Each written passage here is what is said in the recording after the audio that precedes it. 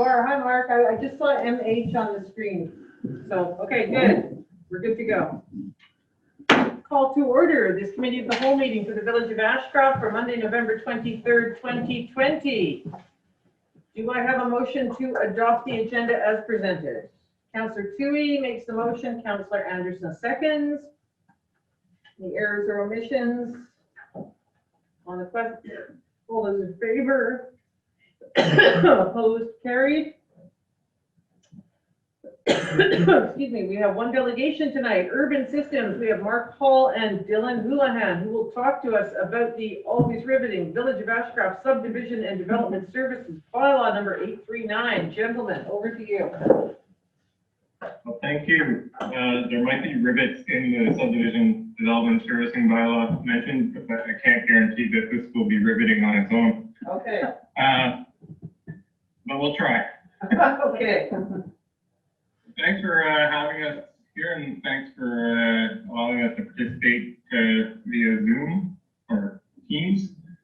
Yeah, we're here to talk about the subdivision and development servicing bylaw. We've been working on this for a while now. I understand it's gone through first and second reading, so but this is just to answer any questions, provide a little bit of background of what's been done thus far, and like I said, give you a chance to answer any questions.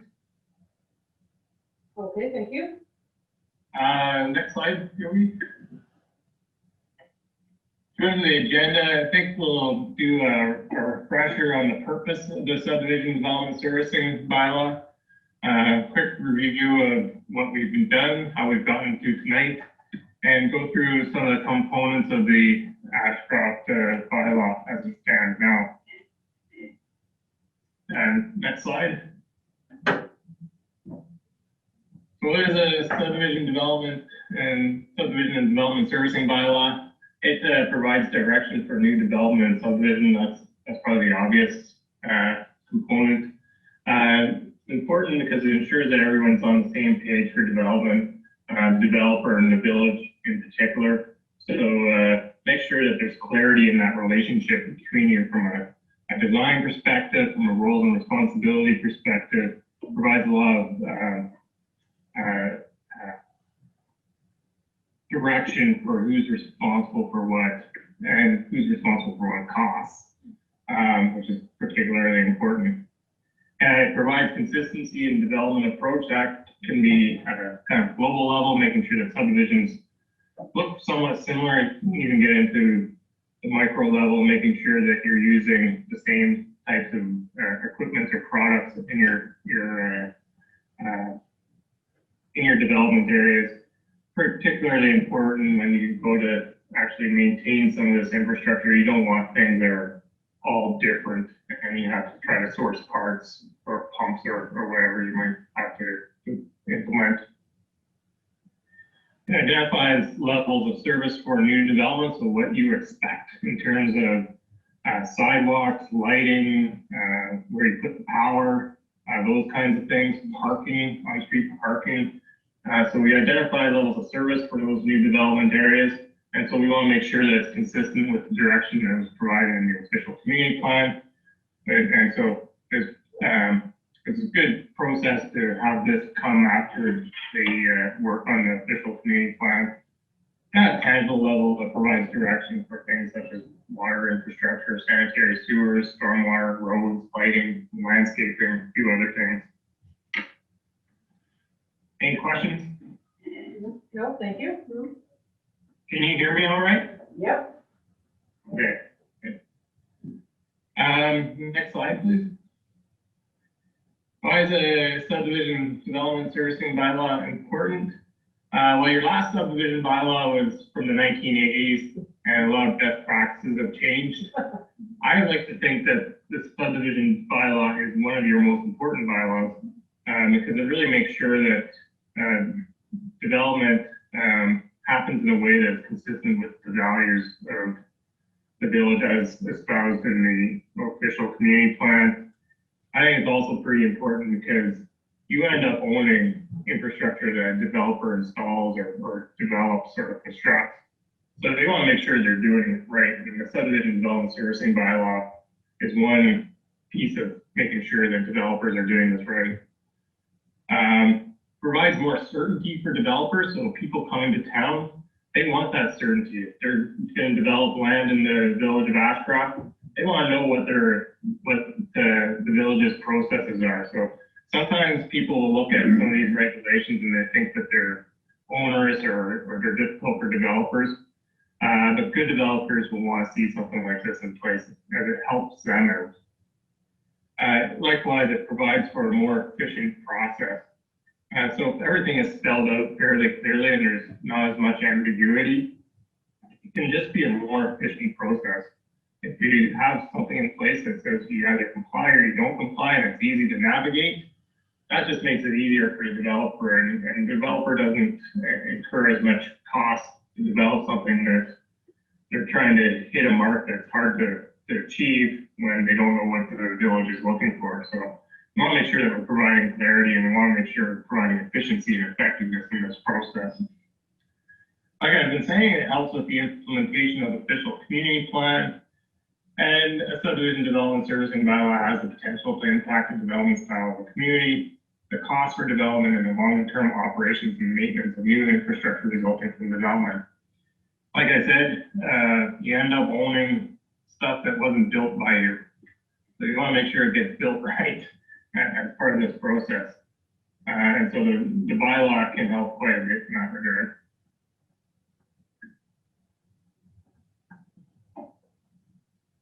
In terms of the key players, on the left-hand side, you have the kind of the developer side. On the right-hand side, you have the village's side. The owner will typically engage mostly with the approving officer, sometimes with council, but we wouldn't necessarily recommend that once you have the subdivision development servicing bylaw in place. The approving officer is really in charge of making sure that things are done in the best interest of the community. And so the approving officer doesn't necessarily report to council, but they will take direction from council as well as through the bylaw itself, as well as through official community plan, those kinds of things, determine what the public interest is on development. The owner will typically engage an engineer. We're sometimes that role in other communities. They'll do all the design work and whatnot, and they'll engage primarily with your public works director or your approving officer or your chief administrative officer, depending on what the issue is. And it also depends who's wearing that approving officer hat. Some communities, the chief administrative officer is wearing the approving officer hat, and other communities, they contract that out. And some other communities, it might be a public works director or someone like that that's wearing the approving officer hat. Once things are designed, you get a contractor involved who will do all the construction. So the owner will engage a contractor. And then you'll have an inspector involved who will inspect the works and services that get installed. The engineer is responsible for reporting with the inspector and making sure the contractor is doing things right and reports back to the owner on this stuff. Other village staff might get involved in this process, but mainly it's in a community like yours, it's public works director and your approving officer and chief administrative officer will primarily be involved. And you might get other outside counsel to help you out, whether that's a consultant to help you out with development reviews or things like that. Any questions on that, or does it make sense? Yep, thank you. So in terms of the process of developing the bylaw, we started off with a council workshop. I think that was late 2018, around that time frame. We did a community survey on the level of service. So we wanted to, at the workshop, we presented some options for various levels of service, because that really helped us articulate what kind of development would be desired in Ashcroft. And it really helps to inform how much new development would cost. So we provided you with a series of options for different levels of service. Each of them come with different costs associated with them. So, for example, if you want sidewalks on both sides of the road and parking and underground power and street lighting. The cost for development of a lot is around $75,000, if I recall correctly. If you only have sidewalks on one side of the road, parking on one side of the road, and overhead power, costs go down. So we're trying to figure out what would be the appropriate mix for Ashcroft. And that led to the development and administration of a survey to the community, trying to seek feedback from people living in Ashcroft on what they would like to see. I will talk about that in a little bit, but we did get good feedback on that. Then we went through the development of the front end of the bylaw, and we had legal review done on that, so we got that taken care of. Then we had development of design schedules and review by the village, and so that was part where Mark Hall was coming in and meeting quite frequently with Brian to go through those schedules and really make sure that what we were putting together was consistent with what the village of Ashcroft would want in the future.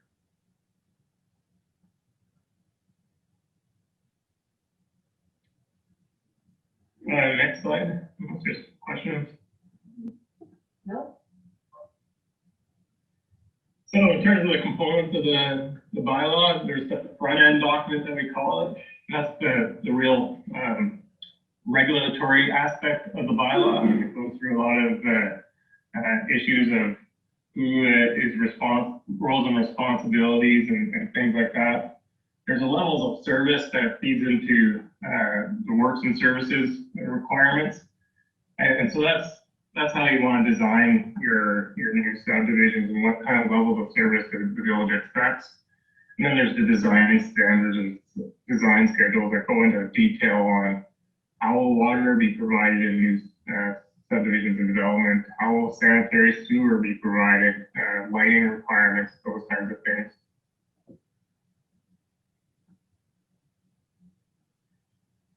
In terms of the front end of the bylaw, some of the key components, we have a requirement to connect the community water and sewer systems. Pretty simple statement, but it's powerful in the sense that you're trying to require that all new developments have access to potable water and a sanitary system. If they don't, then they have to provide their own system, and that would require a different level of service, different area of the community where you put that in. But the requirements connect to that community water system, so trying to dissuade people from trying to do it on their own, so to speak, but connect into the municipal systems as much as possible. The timing of the construction of works and services, and so this gets important when we talk about when developers need to have their works and services approved relative to getting approval on their subdivision and getting approval to start building houses or whatever it might be that they want to construct in their subdivision.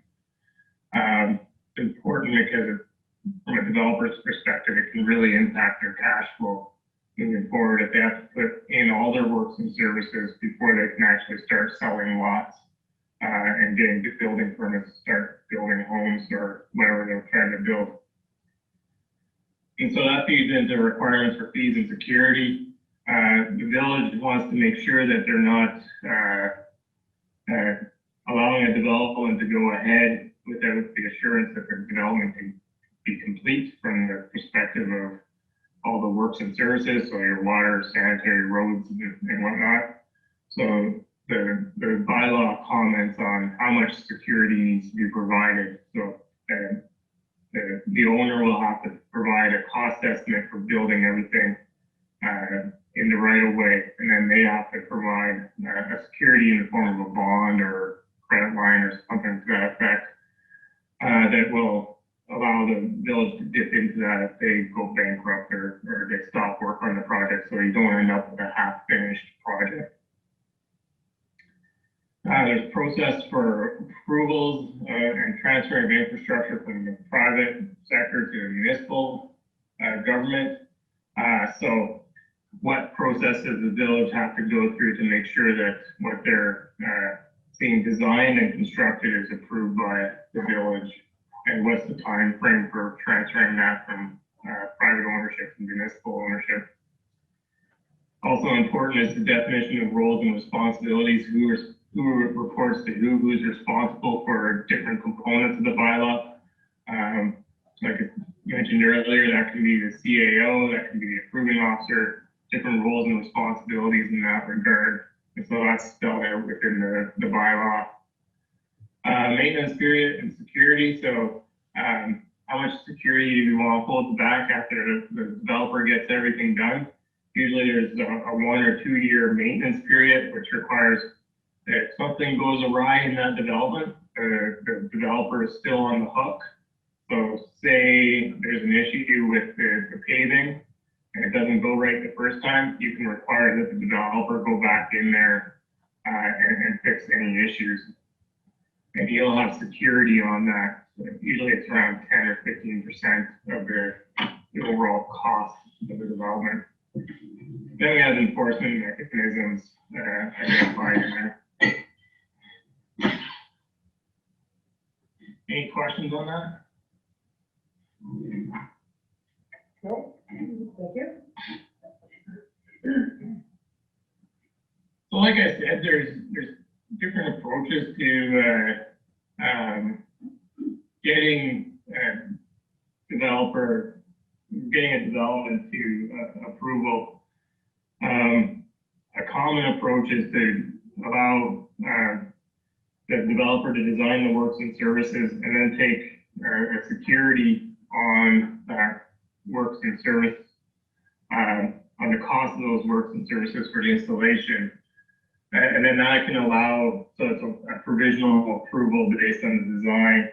That can allow the developer to get going with some of the other components of development, such as selling lots so that they can have some greater cash flow. In terms of the level of risk and effort for the village, it's a bit higher in terms of the ease of development for owners, for developers. It's also easier from their perspective because it just impacts their cash flow in a different manner. If developers have to get all their works and services designed and constructed and approved, and then they can go on to the next phase, certainly mitigates the risk for the village, but it also provides some more onerous cash flow issues onto the developer. It might even preclude them from being able to get the financing for their development. So it's important to try to balance that and provide different options within the bylaw to allow development to occur. So that's what we've tried to do with the Ashcroft subdivision bylaw. And that was something that we heard at the workshop, is that we don't want to provide a process that's too onerous for developers, but we want to protect the village and the village's risk profile.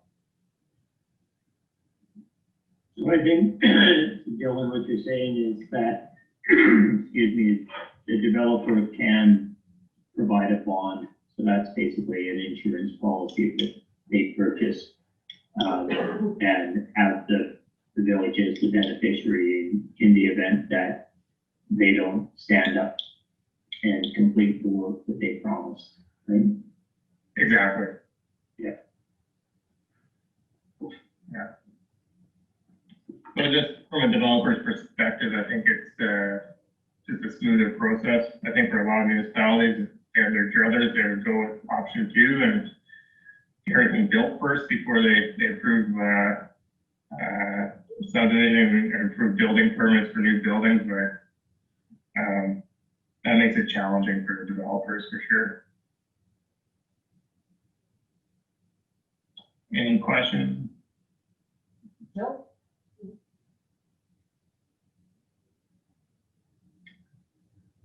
So in terms of levels of service, and this is something that can really impact costs. A lot of communities want to have a high level of service because it impacts the aesthetic and the functionality of a neighborhood. And so some communities are going towards underground power. They want sidewalks on both sides of the street. That will oftentimes necessitate more stormwater infrastructure. Those costs can start to escalate quite significantly. And developers developers don't want that too, but they have to keep in mind what they think is sell a lot for within the community that they're working in. If you have low levels of service, so maybe just water, sewer system, and overhead power, no sidewalks, you can develop pretty cheaply. But whether that's attractive from the perspective of buyers of some of these lots or from the perspective of 16. When we had our meetings and when we had the survey out to the community, the message that we've heard is that there's a desire for a balanced approach. So we don't need the full underground power and all those kinds of things that really make a subdivision really aesthetically pleasing, but you also don't want extremely low levels of service that make it just cheap and maybe not functional for people walking or in wheelchairs or otherwise. So it's that real balance between cost of development and the levels of service.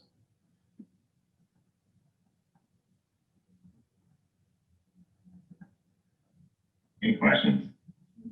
No.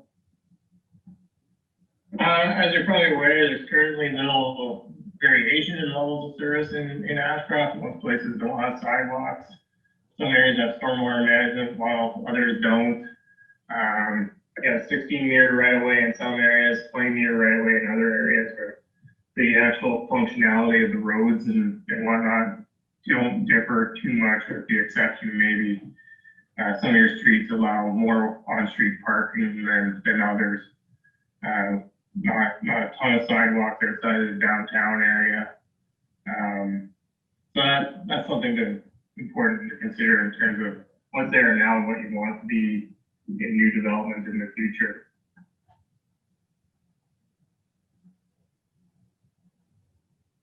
Well, like I said, we had a survey in 2018.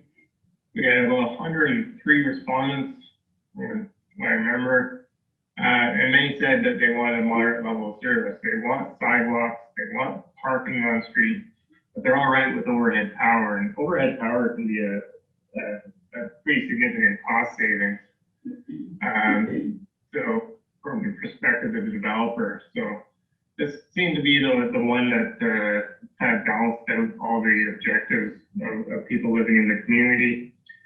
It provides that balance between cost of new development versus the aesthetics or quality of life impact. So making sure that you have a sidewalk so that people can get around the new development is important, but allowing overhead power is fine from the perspective of people that filled in the survey.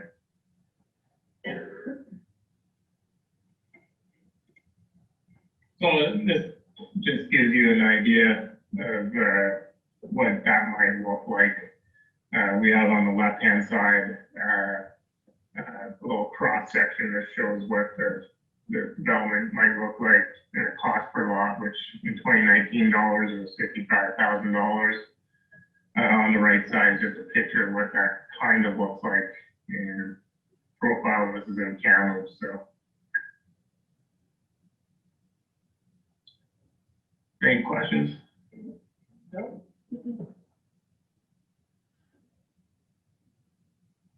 Hey, Mark, if I may, I'll turn it over to you to talk about design standards. Oh, okay, yeah. So we reviewed the schedules with Brian.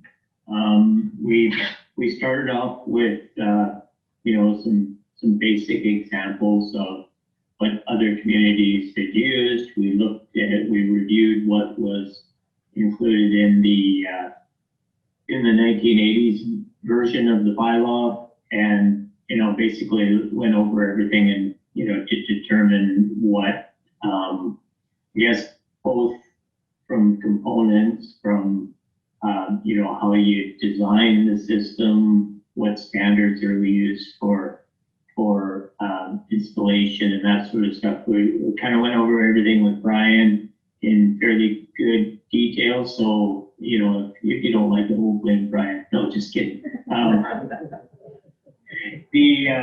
So generally, like I said, the idea here is, we'll take water, for example.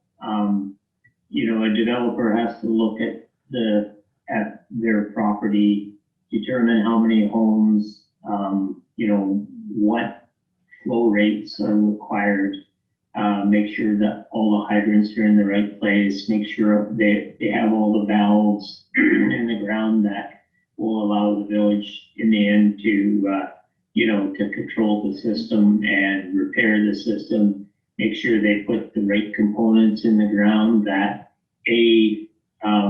that the village currently stocks parts for, and B, that have, demonstrated longevity, for village staff, like pieces of, products that they've used for some time. And we essentially went through all of the noted schedules and, tried to fine tune them the best we could. The street lighting is a bit of an anomaly because it's in there, I guess, start off with, yes, street lights are required, but specifically about if you wanted to have an independent street light system, not something that was on the BC Hydro lease lighting. If you wanted to have underground power, there's standards that need to be followed. So it's, like I said, it's not that they have to have that. They have to have street lighting, but they don't have to necessarily have underground power. And then the landscaping, retaining walls, and site grading are all more or less, just to make sure that in the future that the people are able to maintain their lots. They're not directing their runoff onto their neighbors, and they're not making, they're not making the lots unlivable or not maintainable.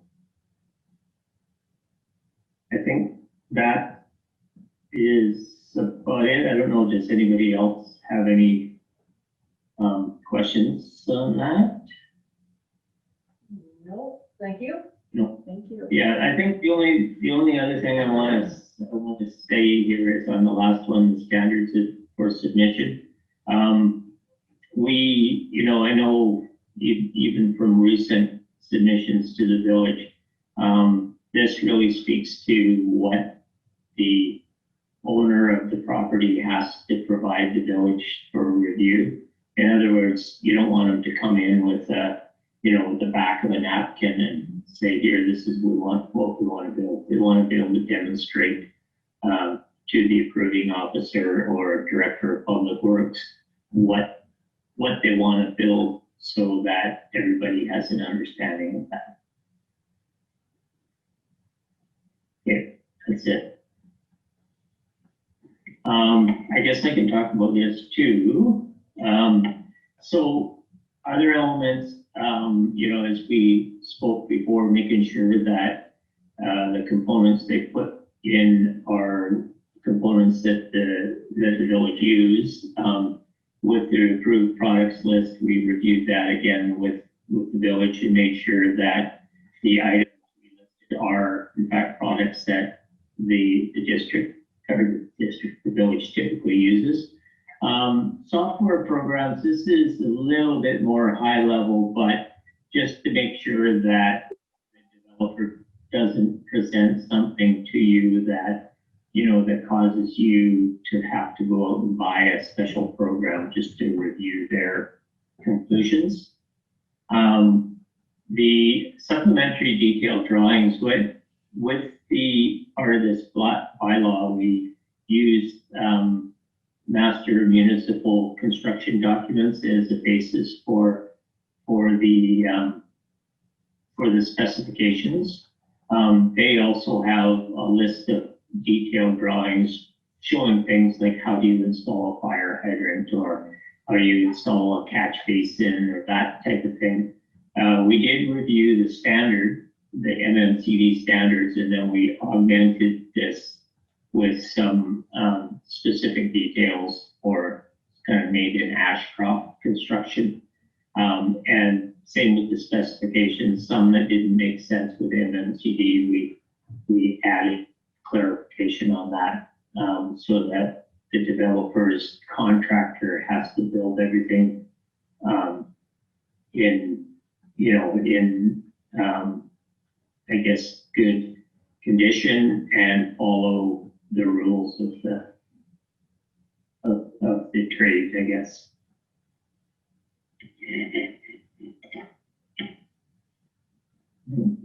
I think that's probably all I've got to say on that, so. And the last slide here is about parks and trails and green space. And I know my understanding is that it's come up in some of the previous meetings and pertaining to this topic. And just wanted to say parks and green space are often not dealt with in subdivision servicing bylaws. And part of this is subdivision servicing bylaws really about making things consistent or uniform to one another.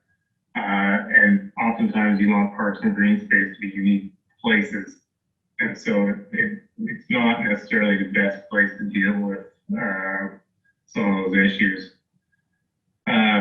Your best to do it through your official meeting plan, which you've done to a large extent, and to capture some of this through rezoning processes or other processes. So if, say, a developer is coming in for rezoning and you want to make sure that there's amenity space provided, or a park or something, it's best to do it at that point, and to work with the developer to see what might be the most appropriate form of space to provide.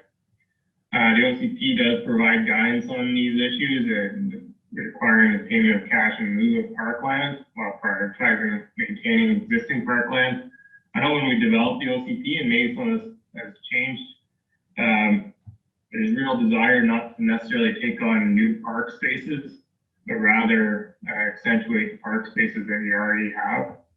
And that can be a pretty important thing to consider, because I know in Kamloops, one of the things that they complain about is having these tot lots all over the place, and they do provide a benefit to the neighborhood, but from an operations and maintenance perspective, they are fairly challenging to maintain.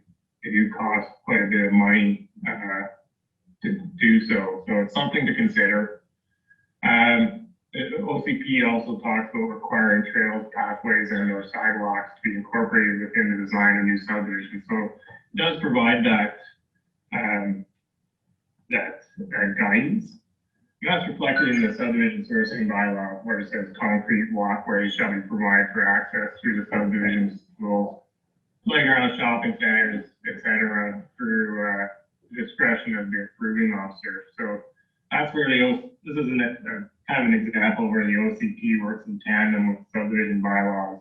If someone's developing something, developing a number of lots, you can make sure that there is some appropriate connections that you want to see made between key areas for pedestrians or people on bikes or whatever it might be, so that it is attractive from that perspective.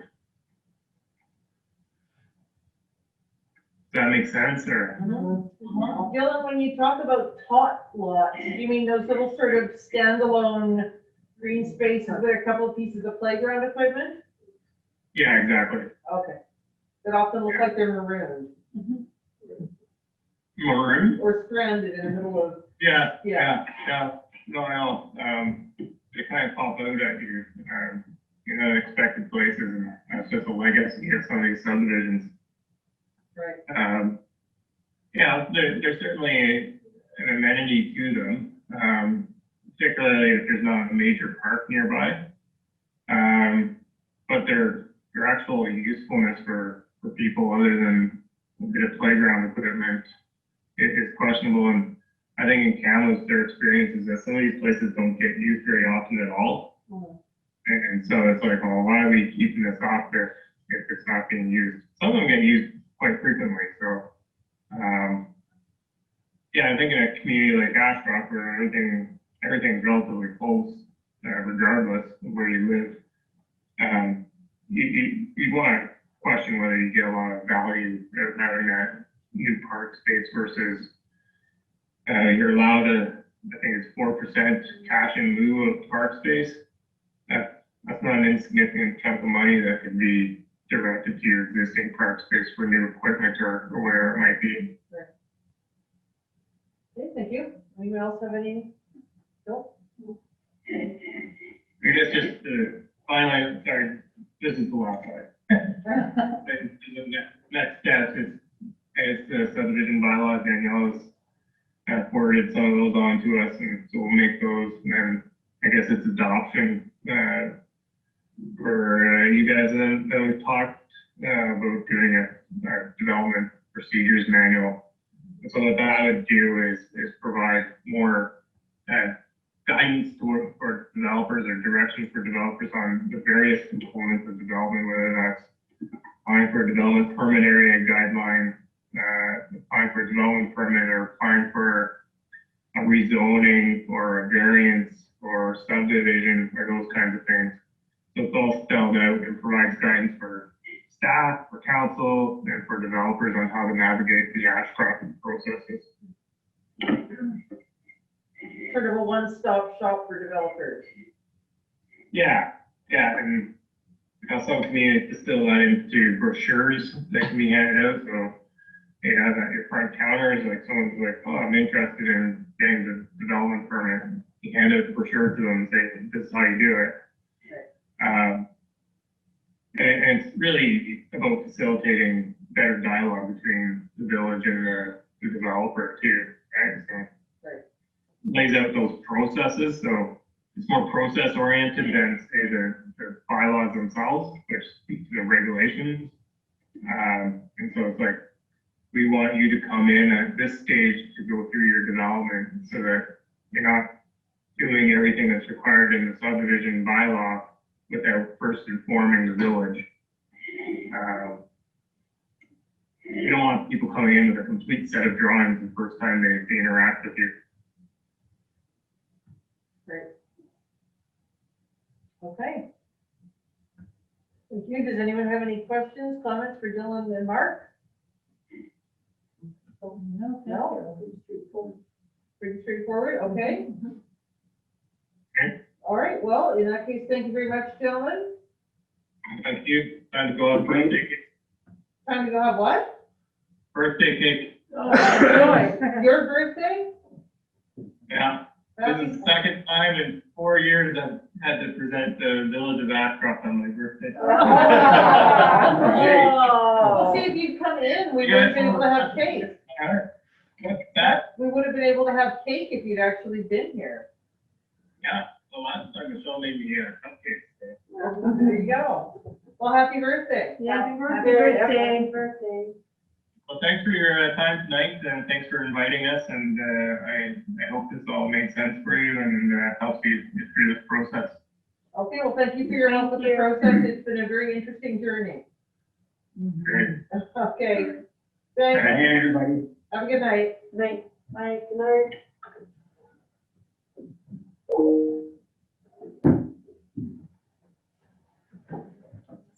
All right.